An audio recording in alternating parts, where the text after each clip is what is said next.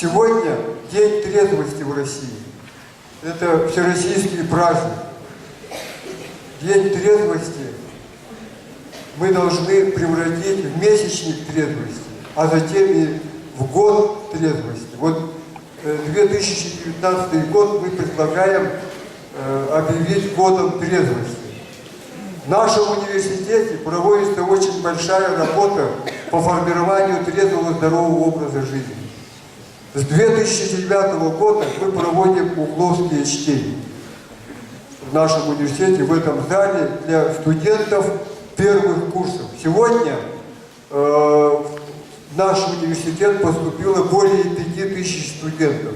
Поэтому этот зал не вмещает столько человек. И пришли студенты из 9 подразделений, причем делегированные студенты. Ваша задача после всего этого рассказать своим одногруппникам о том, что вы видели и слышали сегодня.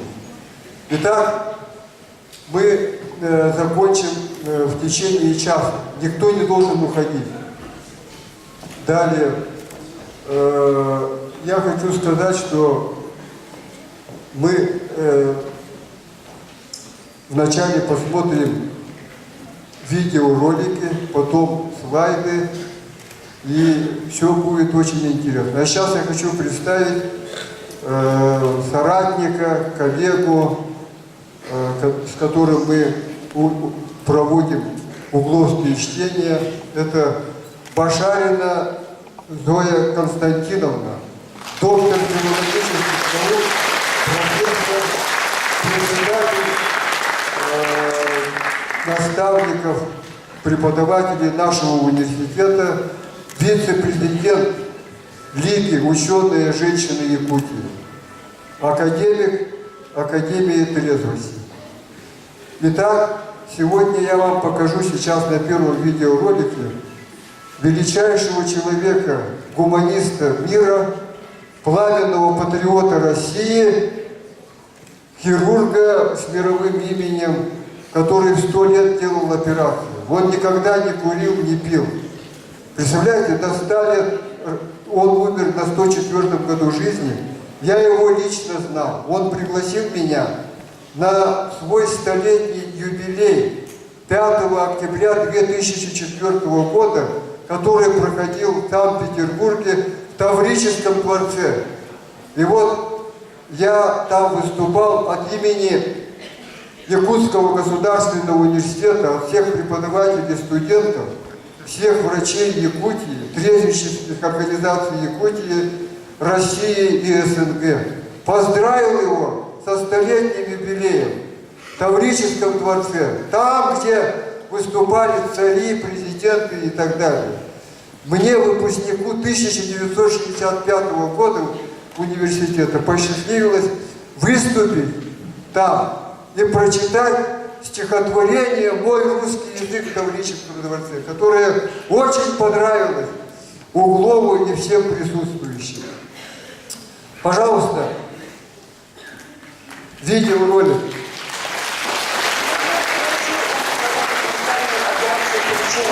Рака пищевода и желудка.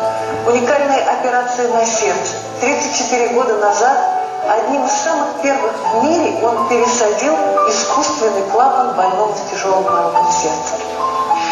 Это один из немногих хирургов, которому коллеги и русские, и зарубежные аплодировали прямо в операционной. В день своего 90-летия Федор Григорьевич Углов был внесен в книгу рекордов Гиннесса как единственный в мире самый долго оперирующий хирург.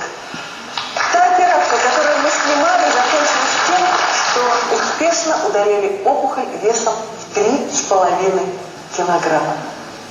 Я напомню, что эту операцию проводил хирург, которому исполнилось 98 лет. 98 лет. И, конечно, этого невероятного человека я хочу сегодня пригласить в нашу студию. Встречайте, у нас в гостях легенда мировой медицины, академик Федор Углов.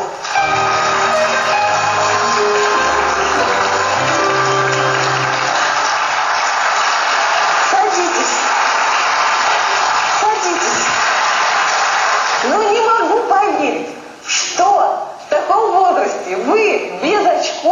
оперируете без очков, что у вас не дрожат руки. И Федор Григорьевич.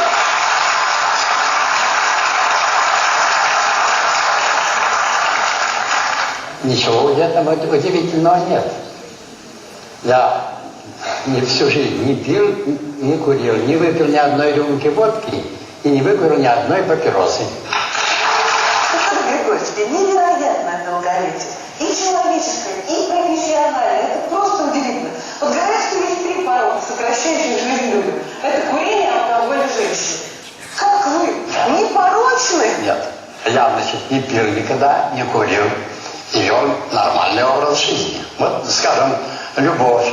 Это очень важная вещь. А без нее жизнь не только неинтересна, но и вообще неполноценна. Но если этой любовью злоупотреблять, то ты сократишь свою жизнь. Итак, вы прослушали и увидели самого Углова. Теперь я должен сказать, что Углов был патриотом России.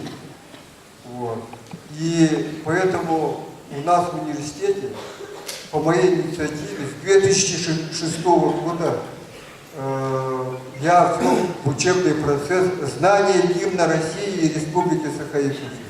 Все вот такие мероприятия, когда собираются студенты и вообще проводятся всякие международные конференции, международные, всероссийские и так далее, мы в этом зале начинаем со словами государственного гимна, причем в стихотворной форме. Сейчас, пожалуйста, подойдите, ко мне подошли волонтеры, студенты 2-го курса, медики, так? И вот мы сейчас прочтем гимн России. Так.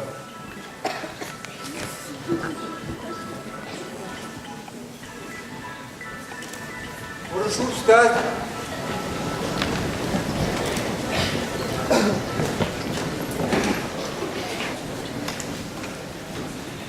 Россия, священная наша держава, Россия, любимая наша страна, могучая воля, великая слава, твое достояние на все времена. Славься, Отечество наше свободное, праздник народов союз вековой, предками данная, мудрость народная, славная страна, мы гордимся тобой. От южных морей до полярного края раскинулись наши леса и поля. Одна ты на свете, одна ты такая, хранимая Богом родная земля. Славься, Отечество наше свободное, праздник народов союз вековой, предками данная, мудрость народная, славься страна, мы гордимся тобой.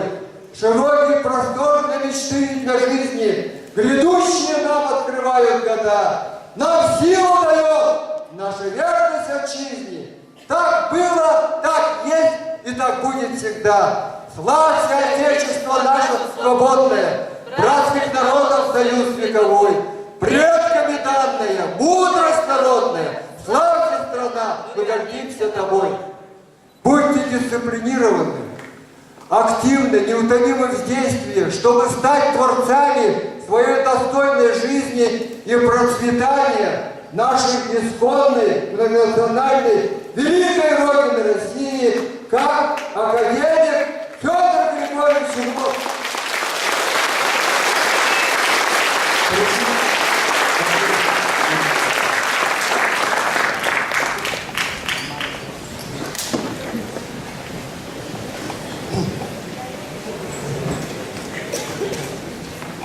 Итак, вы познакомились с Федором Григорьевичем Угловым. Я вам должен сказать, что он был почетным президентом Международной академии трезвости и председателем Союза борьбы за народную трезвость почти 40 лет до самой своей смерти. И он написал очень много книг, интересных по формированию трезвого здорового образа жизни. Все они имеются в интернете, обязательно прочитайте. Они очень написаны хорошо, доступным языком. Так, теперь я хочу сказать, что алкоголь – это самый страшный яд из всех ядов. Почему? Потому что к нему быстро наступает привыкание. Причем алкоголь, некоторые люди думают, что это водка, там, спирт и так далее. Оказывается, алкоголь – это и пиво, и шампанское, и коньяк, и ром, и виски, и брага, и так далее, и так далее. Поэтому все они одинаково вредно воздействуют на организм человека. Даже глоток пива или водки, или шампанского, так, уже что? Приводит к изменениям в сосудах. Ученые, американцы, в 1961 году изобрели длиннофокусный микроскоп и решили посмотреть роговицу глаза, капилляры. И там увидели, что, оказывается, свободно там циркулируют эритроциты, лейкоциты, так. И вот один из экспериментаторов говорит: давайте я возьму глоток алкоголя, так, во рту буду держать, а вы посмотрите. И что вы думаете?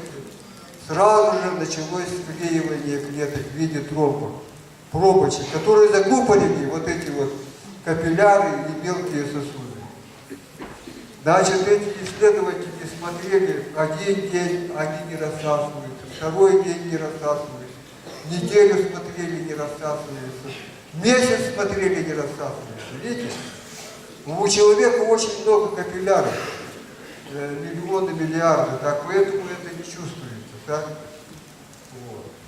И очень крепкие традиции и обычаи пить по всякому поводу эти алкогольные изделия, там, рождение ребенка, юбилеи, праздники и так далее, окончание школы, вузов и прочее. И, значит, 95% нашей страны культурно употребляют алкогольные изделия. А это, как говорил Углов, самый опасный вид употребления алкогольных изделий. Поэтому с сегодняшнего дня вы должны полностью отказаться от употребления алкогольных изделий на гробовой доске, и других наркотиков, и табакокурения. Так? А сейчас еще придумывают всевозможные спайсы, земляничку, например. Сейчас вот раздают землянику детям, школа бесплатно. Это страшный яд. Недавно поступила вот ко мне вот такая информация. Понимаете? Поэтому вы должны быть насторожны. Сейчас идет информационная война. И ее оружие является как раз наркотики. В нашей стране очень много иностранных фирм, которые производят алкогольные изделия и выпускают под русским названием. Понимаете? Вот. И очень много продают табака разного, так, разные иностранные фирмы. Поэтому вы будьте насторожны. Так. Далее, вот то, что это яд, можно привести такими примерами.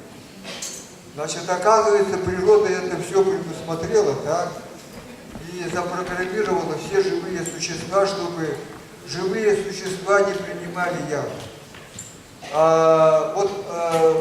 Углов написал книгу «Ламифузы». Ламифузы – это маленькие жучки типа журавлев. И эти ламифузы размножаются в муравейниках. Значит, входят в этот муравейник, откладывают свои яйца. Это, конечно, муравьям не нравится. И муравьи хотят выгнать этого агрессора. Так?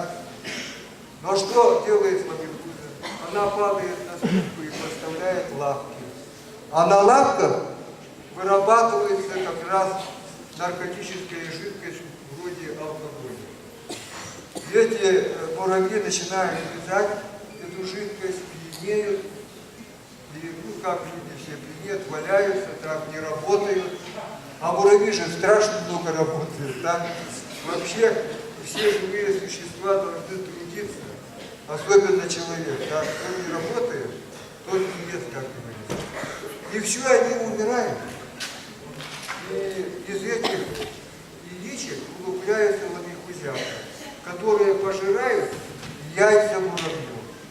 И через некоторое время муравейник полностью разрушается. Эти ламикузы убивают всех этих детенышей и так далее, и алкоголем родителей. И они переходят в другой муравейник. И Углов говорит так: а в человеческом обществе очень много ламикуз. Одни ламикузы производят алкоголь, другие продают, третьи по радио, телевидению, в газетах рекламируют и получают огромные барыши. Понимаете, страшные барыши. Это возникла так называемая алкогольная мафия. И она влияет на весь мир. Очень сильная мафия. Она в любой стране имеется. Так? Поэтому вы об этом должны знать. И сегодня сами не пейте, да? И в своих домах, в семьях объявите сухой закон. Понимаете? И тогда мы победим это.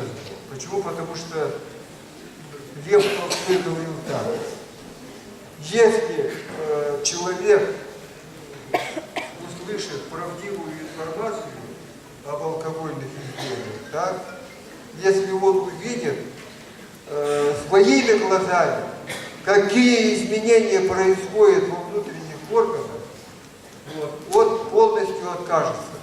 И не надо никаких вводить сухих законов и так далее. Будут океаны алкоголя, и никто покупать не будет. Поэтому этот весь алкоголь переведут в технический. Вот я почему так говорю, потому что наша республика сейчас лидирует по формированию трезвого здорового образа жизни. Представляете? 185 поселений добровольно полностью отказались от розничной торговли алкоголем. А теперь вот Жиганский район УГУС полностью провел референдум и полностью отказался от торговли. Это первый случай. Нигде в мире такого нет. А почему, спрашивается, почему так не произошло? Потому что мы, сомневологи, проводим очень большую работу. Вот в нашем университете мои соратники, а их более 30 человек, я их рекомендовал Международной академии трезвости, и они получили звание доцентов, профессоров, академиков. Вот среди нас присутствует как раз академик Матвей Иванович Лыткин. Покажитесь, пожалуйста.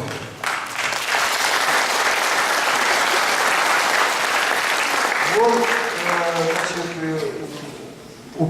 был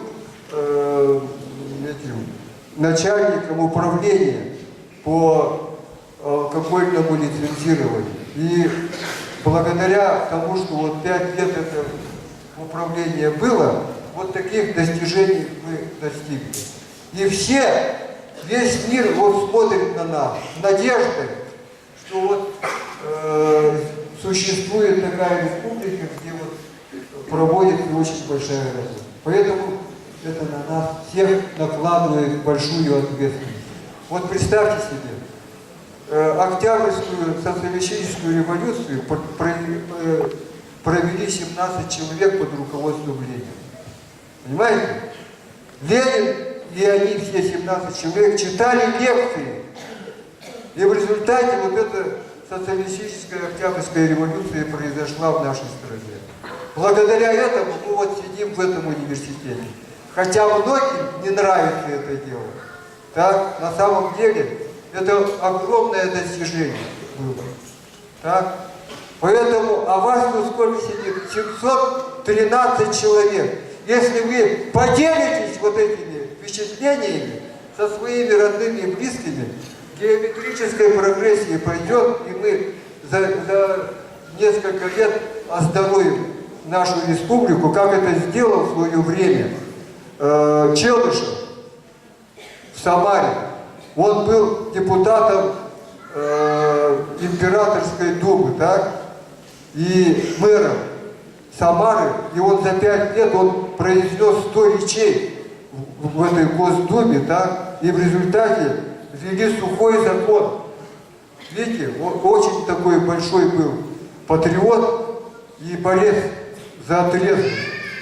Возьмем с него пример. Далее, о том, что это яд сильный, еще один пример интересный. Вот взяли, провели ученый эксперимент. Взяли 10 одномесячных поросят от разных свиноматок, поместили их в замкнутое пространство, посмотреть, как они себя будут вести. И вот они стали драться.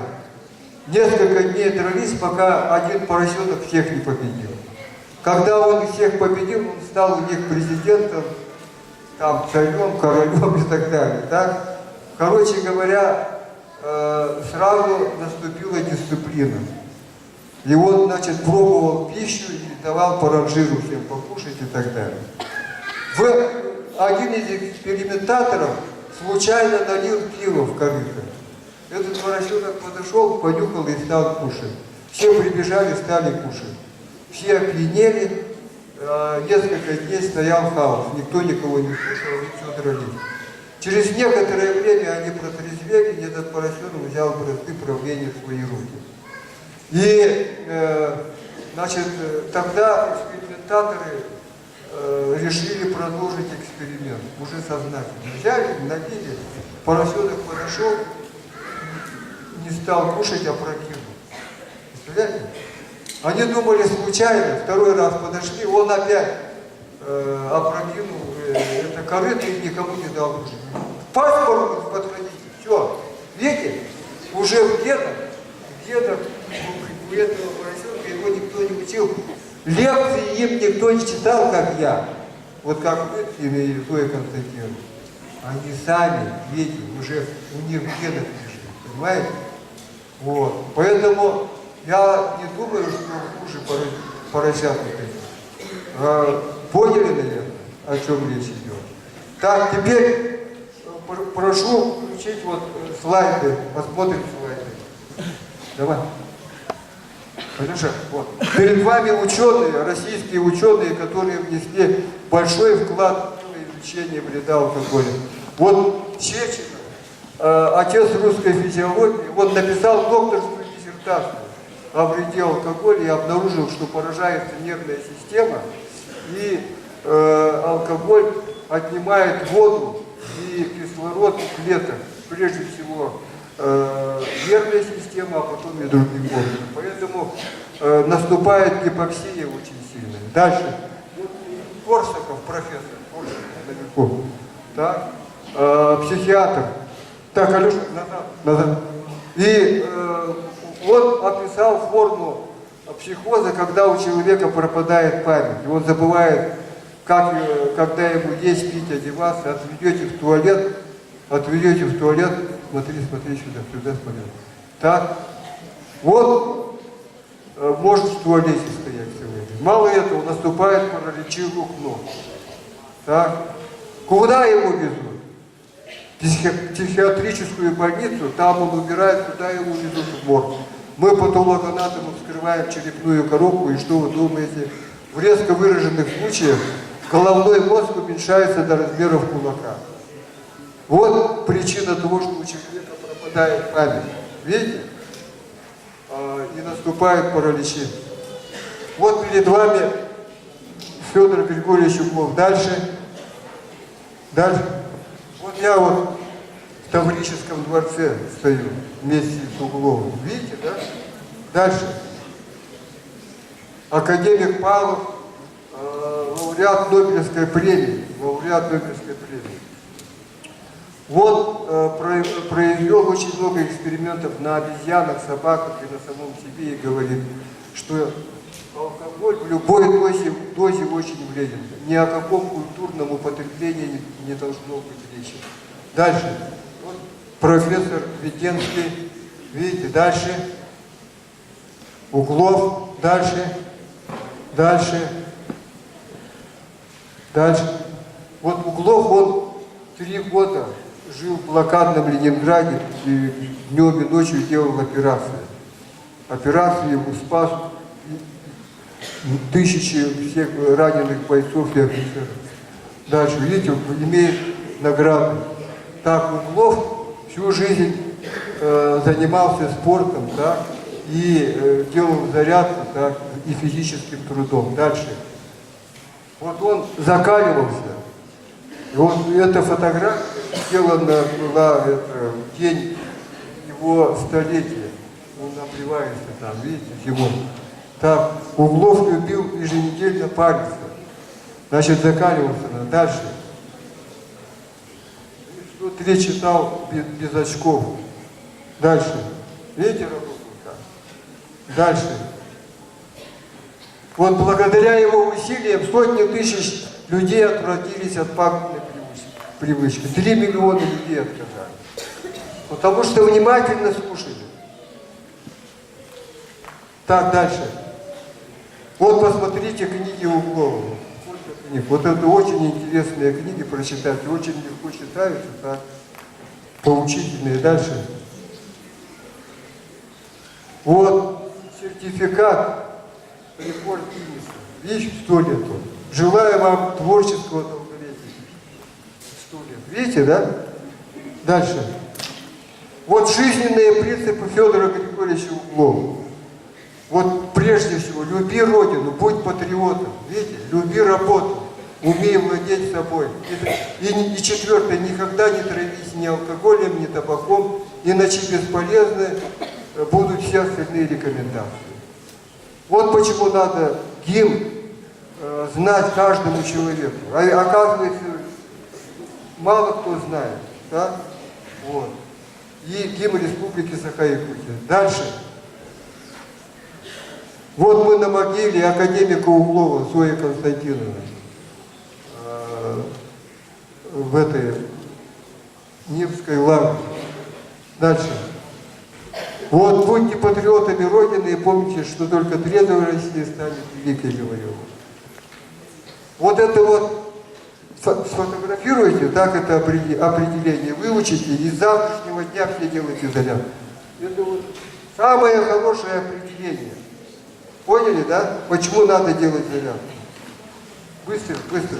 И по WhatsApp всем разошлись. Фотографировали, нет? Ну давайте побыстрее, побыстрее. Вопросы потом. Дальше. Потом вопросы. Вот эту вот трезвость я сформулировал впервые за всю историю человечества, так?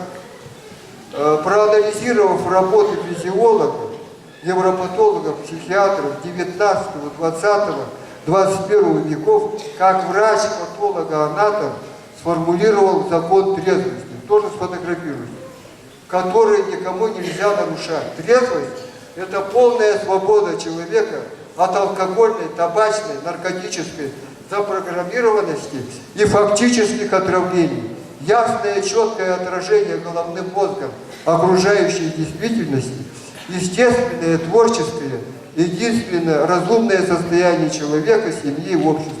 Нарушение закона ведет к вырождению и гибели как отдельного человека и его потомства, так и всего человечества. Вот этот закон спасет все человечество. И это приоритет нашего медицинского института и нашего университета. Благодаря тому, что я сформулировал этот закон, вот в нашей республике произошли вот такие большие изменения в сознании людей. Когда 185 поселений отказались от розничной торговли и целый район. Дальше. Дальше.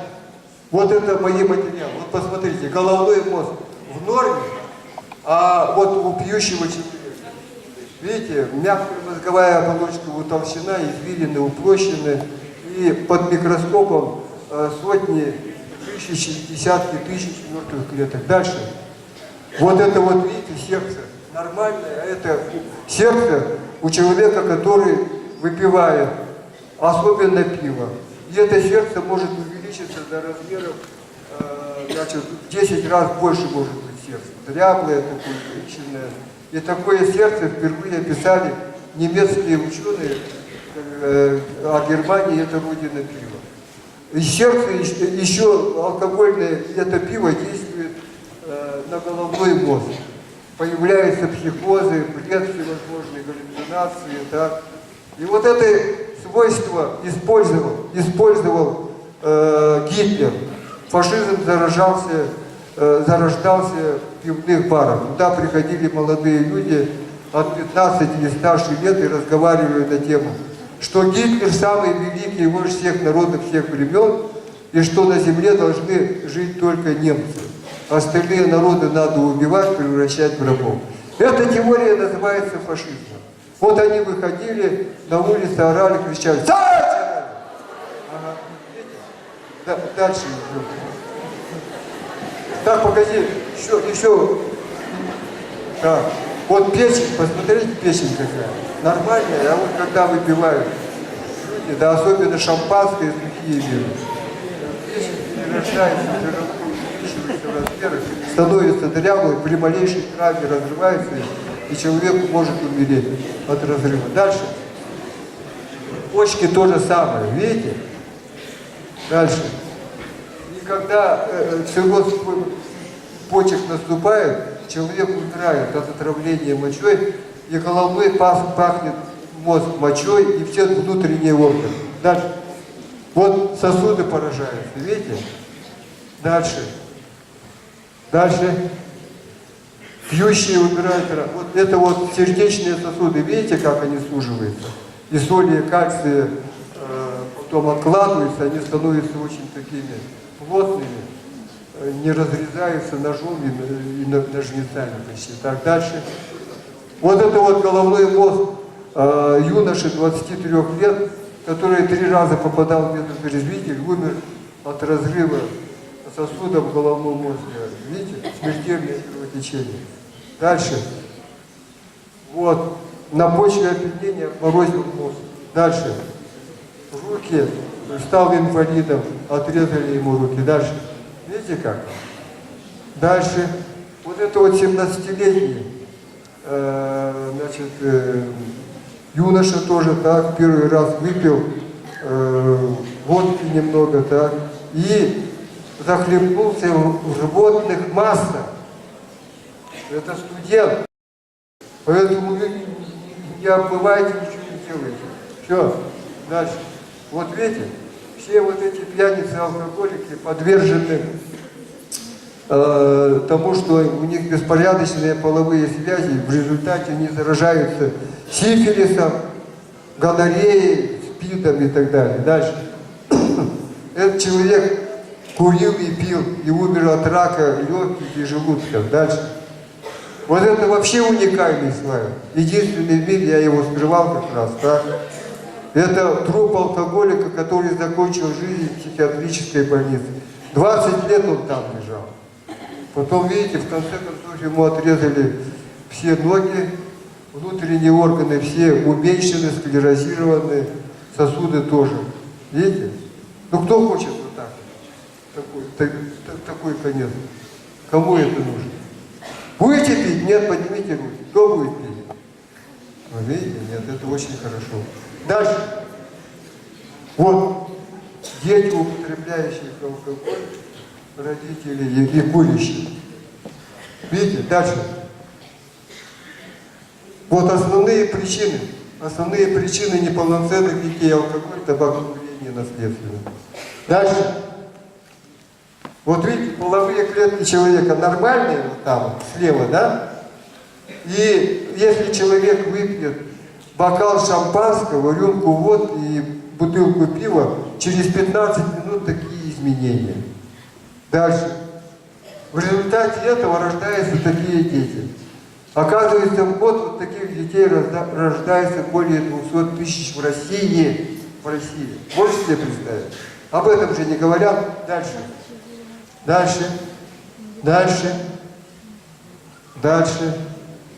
Вот это экспонат моего музея. Видите? Уродство, несовместимое с жизнью. Отсутствие головного мозга. Дальше. Вот видите, то же самое. Дальше.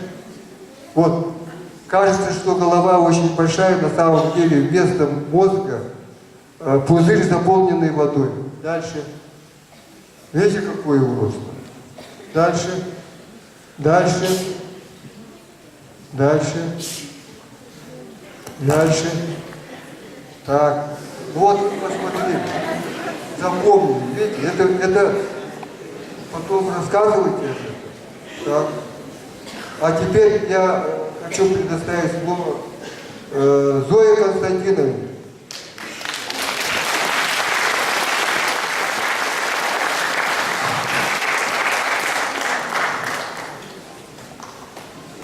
Уважаемые студенты, мы с 2009 года участвуем в российском проекте и проводим в нашем университете угловские чтения. Цель этого проекта – показать, какие неограниченные возможности у человека, который никогда не пил, не курил, не употреблял наркотических средств на основе жизни и деятельности академика Федора Григорьевича Углова. Федор Григорьевич Углов родился на Лене, в Подайко. Он наш земляк. И он окончил Иркутский медицинский институт, после чего всю жизнь работал в Санкт-Петербурге. В 2015 году мы выиграли грант-субсидию правительства Республики Саха-Якутия и проводили угловские чтения не только в улусах нашей республики, но и в городах Санкт-Петербурге, Москве, в Сочи. Мы очень рады, что ежегодно в День трезвости наши студенты-первокурсники приходят и слушают угловские чтения. Мы разработали свою особую методику, которая отличается от других проектов угловских чтений. Потому что вы видели видео, видите слайды уникальные Карла Георгиевича. И у Карла Георгиевича, как было сказано, на кафедре анатомии создан патологоанатомический музей. Так что вы можете не только сегодня такие слайды увидеть, но прийти с группами, своим другим одноклассникам или одногруппникам, которые сегодня не были, сказать, чтобы они пришли, посмотрели экспонаты этого музея. 5 июля 2018 года, в этом году, в этом музее мы провели лекцию для школьников нашего города. И я хочу вам прочитать некоторые эссе, где те, которые посетили музей и увидели экспонаты, сделали выбор, они поделились своими впечатлениями. Послушайте. Дело в том, что среди школьников были два москвича, два мальчика, которые живут в Москве. И один из них что он написал. Меня зовут Артем, мне 15 лет, учусь в Москве. Сегодня я снова услышал о вреде алкоголя и табачных изделий. И не впервые я сказал себе, что никогда, ни при каких условиях не буду все это употреблять. Более того, как Карл Георгиевич, буду пропагандировать и распространять все то, что я сегодня увидел и узнал о вреде любых веществ, алкоголя, табачных изделий. Сам я вырос в неблагоприятной семье. Отец пил, и мама его бросила. Я видел все, что происходило в семье, и никогда не буду ставить это в пример своим детям и близких мне людей, друзей. А школьница 33-й школы, ей тоже 15 лет, что она написала. На данной лекции я узнала еще больше о вреде курения и алкогольных изделий. Я всегда себя спрашивала, буду ли я пить или курить. После услышанного я однозначно решила, что мой ответ – нет. Смотря на фотографии людей, умерших от болезней, вызванных от вредных привычек, ты понимаешь, что это очень молодые люди, у которых было будущее. А их жизнь оборвалась из-за выпитого стакана пива и пачки сигарет. Раньше я думала, что это естественный отбор, но поняла, что люди сами убивают себя и своих же детей. А вот что написали взрослые люди. Сегодня мне посчастливилось присутствовать на лекции Карла Георгиевича Башарина. Пришла к выводу, что мы должны посещать лекции с нашими детьми. Я сама не пью, не курю и, как говорится, не собираюсь, потому что мне очень важно здоровье моих потомков. Нам, якутянам, россиянам и всему человечеству очень отрадно, что у нас есть такие люди, как Карл Георгиевич Башарин, пропагандирующие трезвость, здоровый образ жизни. Именно они вселяют нам надежду на долгое, светлое будущее. Меня зовут Тимофеева Айтиля Анатольевна, замужем, муж не пьет, не курит, имею 3 детей. И я знаю, что здоровая нация начинается с меня. Вот посмотрите, как хорошо она заключила свое эссе. И вы тоже, так же, как Айтиля Анатольевна, которая нынче поступила к нам в институт в аспирантуру, она учительница якутского языка и литературы, окончила наш университет, работает в Нюрбе, и нынче вот поступила в аспирантуру. Вот как она хорошо сказала: я знаю, что здоровая нация начинается с меня, то есть трезвого человека. Так же ведь, правда? Вот такой же выбор должны сделать вы. Или вот еще одно эссе, тоже педагога, взрослого человека. Я очень рада, что посетила данную лекцию и узнала еще больше об этом великом человеке Федоре Григорьевиче Углове.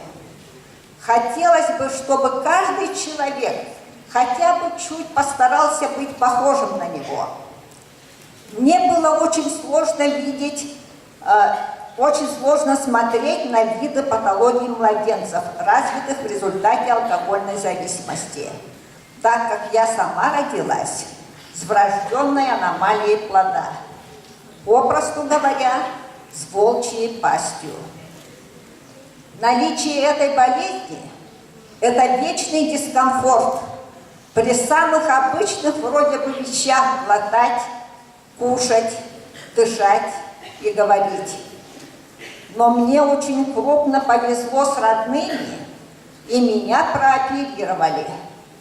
Меня оперировал тоже великий человек, профессор Виссарионов. Конечно, было много боли, множество пролитых слез, и я, работая с детьми, хочу избежать такой ситуации, какая была у меня. Благодаря ему я сумела поступить в общеобразовательную школу, успешно окончила и поступила в Северо-Восточный федеральный университет на желаемую специальность. У меня 2 замечательных детей и любимый муж. Сейчас я работаю. Я счастливый человек. Так, дорогие студенты, мы надеемся, что вы так же, как вот те, кто сделали правильный выбор, выбор трезвости, вы сегодня тоже сделаете вот такой выбор и будете нашими соратниками. Спасибо за внимание. Спасибо. А теперь я предлагаю посмотреть мое выступление на площади Нахимова в Севастополе. Пожалуйста.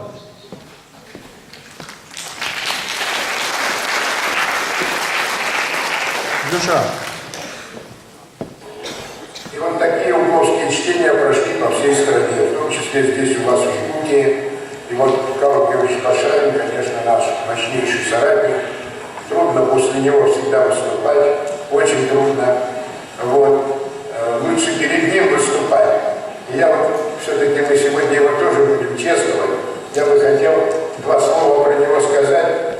Нас пригласили на международную конференцию в город Анады, на Чукотку. Она была посвящена противодействию наркотикам на Крайнем Севере. На эту конференцию мы выслали свои тезисы докладов. Эти тезисы докладов напечатали. Но когда приехало руководство госнаркоконтроля, старое бывшее руководство, и когда оно прочитало мои тезисы доклада, приказали срочно из сборника вырезать и сжечь. То есть доклад Жданова вырезали, сожгли, вот, а всем раздали доклад без этих страниц. И я, когда прилетел в составе большой группы профессоров, они сказали: нет, Жданов выступать у нас не будет.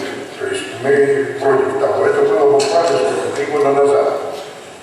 Но все возмутились, как так вроде. Ну вот мы его из программы, мы его там где-то забыли, не включили. В общем, дурака валяют, чтобы мне слова не давали. Все тогда сказали: мы тогда тоже не будем выступать. Ну ладно, дадим.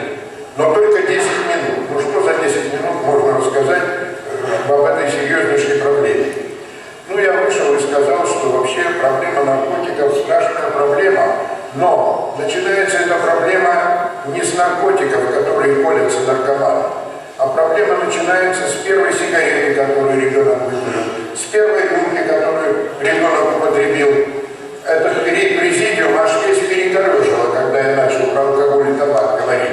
Они сразу: хватит, нам тут нотации, лекции читать, хватит, время у вас вышло. Ну, в общем, скомкал я выступление и сел. И объявляю: следующий профессор Пашарин, доктор медицинских наук, а Карл Георгиевич, как всегда, в шапочке, в белом халате, идет на трибуну, зал стал захлопал. Он вышел и своим громогласным голосом заявил: я хотел бы возразить профессору Жданову. Весь президиум сразу: о, сейчас он ему врежет, так сказать, ага. Вы абсолютно не правы, Владимир Георгиевич, утверждая, что наркомания начинается с первой выпитой рюмки и с первой выкуренной сигареты. Эти еще более приободрились. Наркомания начинается с первой рюмки и с первой сигареты, которую ребенок увидел в руках у своих родителей. И сел.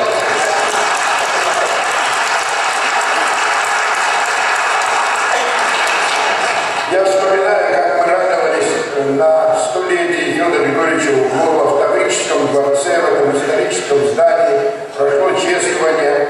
Надо сказать, что меня тоже там до трибуны не пустили, но там великолепно от нас, от трезвых людей, как раз выступил Карл Георгиевич, прочитал стихи о русском языке, о русском человеке. Ну, все-таки я во многом завидую вам, молодым студентам, что есть у вас здесь в Якутске вот такие профессора, как Карл Георгиевич.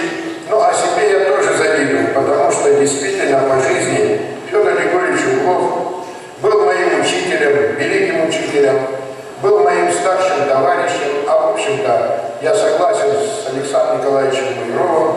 Он мне заменил и рано ушедшего моего отца. Память о Федоре Григорьевиче, этом великом человеке. Вы знаете, это человек, который спас наш народ от уничтожения. Вот у индейцев в Америке не оказалось углов, и индейцев уничтожили алкоголем, смели с лица земли. А у нас с вами оказался такой человек, как Углов. Он поднял знамя борьбы за трезвость, поднял его высоко, с высочайших научных, гражданских, патриотических позиций. Это знамя подхватили мы, его ученики и соратники. И я уверен, все равно мы эту сволочь и мы эту гадость победим. Спасибо вам большое. Вы слушали выступление любимого ученика Углова Владимира Георгиевича Жданова. Он, значит, известный в мире саблеволог, все его знают, так? Вот. Я его пригласил в 2009 году вот сюда, в культурный центр. Мы проводили первые угловские чтения. Он приехал вместе с президентом Международной академии Маюровым Александром Николаевичем. Вот. Теперь прослушайте мое выступление на площади Нахимова. Алеша, давай.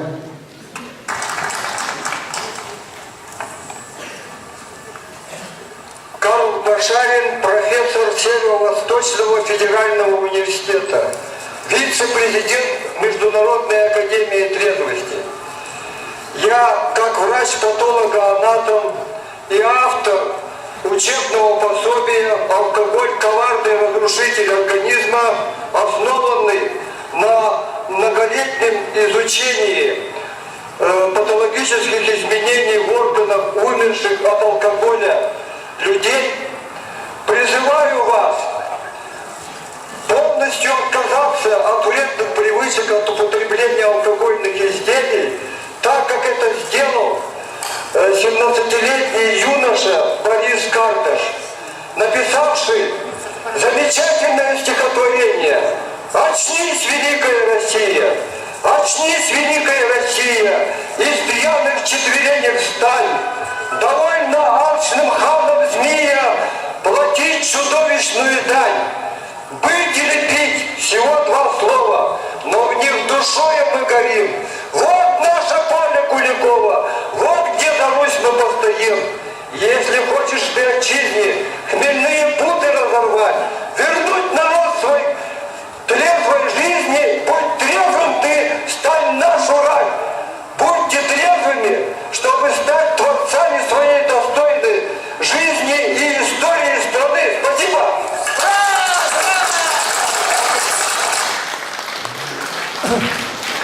Итак, мы подошли к концу. Я хотел бы, чтобы вы действительно, как сказала Зоя Константиновна, приняли решение сегодняшнего дня вести трезвый здоровый образ жизни и пропагандировали все это дело. А в заключение я прочту вам... Тихо, тихо, не выходите, не выходите. Немного осталось. Чего вы торопитесь? Итак, гимн России, прошу, Якутии, Республики Саха-Якутия, встаньте.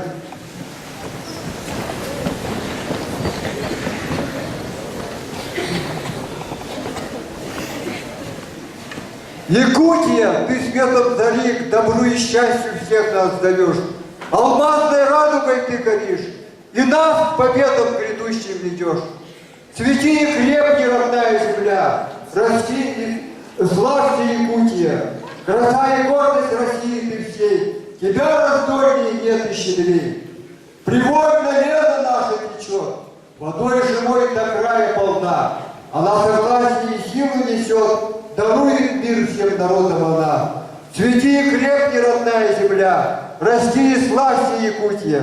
Краса и гордость России ты всей, тебя раздольнее нет и щедрей.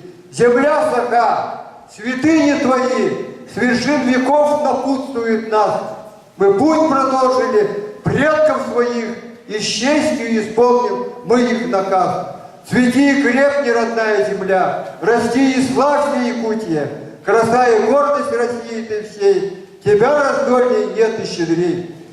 Да здравствует Россия, да здравствует Якутия, да здравствует Северо-Восточный федеральный университет, да здравствует трезвость! Ура!